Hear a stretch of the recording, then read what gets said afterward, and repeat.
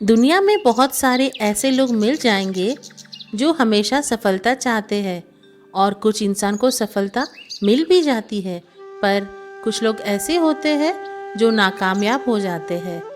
और जब वो नाकामयाब हो जाते हैं तो वो कभी भी इस बात को स्वीकार नहीं करते।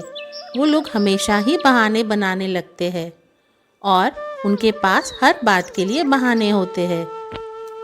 जिंदगी में भगवान ने सबको एक जैसा ही बनाया है और सब एक जैसा ही सोच सकते हैं, पर यह मुमकिन नहीं हो पाता। ज़्यादातर लोग अपनी हार का जिम्मेदार अपनी कमज़ोरियों को दे देते हैं। वे लोग मानना ही नहीं चाहते कि जो कुछ भी हुआ उसमें भाग्य या उनकी गरीबी का कोई दोष नहीं है। कभी कभी हम सफल इसीलिए भी नहीं हो पाते क्योंकि जो हमने सोचा था उसमें कुछ कमियां रही होगी, पर इंसान कभी भी इन सबको नहीं मानना चाहता। उसके पास अगर कुछ है तो सिर्फ और सिर्फ बहाना। ऐसे लोग जो सिर्फ बहाना बनाना चाहते हैं वह जिंदगी में कभी आगे नहीं बढ़ सकते, और यह बात मैं अपने पूरे तजुर्बे से कह सकती हूँ। जिंदगी में सफलता प्राप्त करने का पहला मूल मंत्र यही है कि आप अपनी सोच को उन्नत बनाएं और खुद पर पूर्ण विश्वास करना सीखें। वैसे भी ऑस्कर वाइल्ड ने कहा है, आपकी बुद्धिमत्ता या आपकी मूर्खता के लिए आपकी सोच ही जिम्मेदार है। चलिए इस बात को मैं आपको एक कहानी के माध्यम से समझाती हूँ। एक आदमी रेगिस्तान में फंस गया था।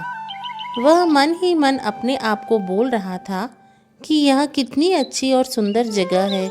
अगर यहाँ पर पानी होता तो यहाँ पर कितने अच्छे अच्छे पेड़ उग रहे होते। यहाँ पर कितने लोग घूमने आना चाहते होंगे।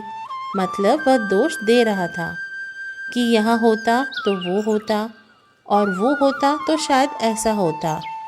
ऊपर वाला देख रहा था। अब उस इंसान ने सोचा, यहाँ पर पानी नहीं दिख रहा है। उसको थोड़ी देर आगे जाने के बाद एक कुआं दिखाई दिया जो कि पानी से लबालब भरा हुआ था। काफ़ी देर तक विचार विमर्श करता रहा खुद से ही। फिर बाद में उसको वहाँ पर एक रस्सी और बाल्टी दिखाई दी। इसके बाद कहीं से एक पर्ची उसके पास आती है जिस पर्ची में लिखा हुआ था कि तुमने कहा था कि यहाँ पर पानी का कोई स्रोत नहीं है। अब तुम्हारे पास पानी का स्रोत भी है। अगर तुम चाहते हो तो यहाँ पर पौधे लगा सकते हो। लेकिन वह वहाँ से चला गया।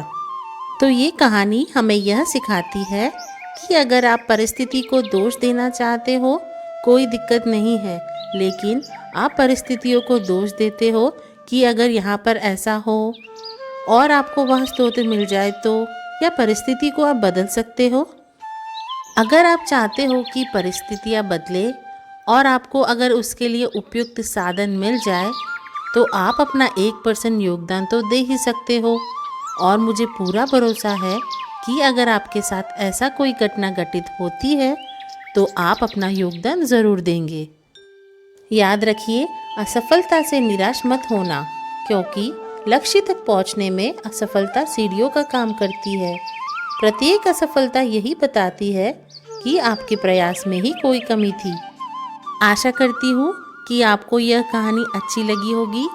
अगर आप इस कहानी से कुछ भी सीख पाए हो तो प्लीज़ कमेंट करके मुझे बताना ज़रूर। तो अगली कहानी में मिलते हैं। तब तक अपना ध्यान रखिए और खुश रहिए।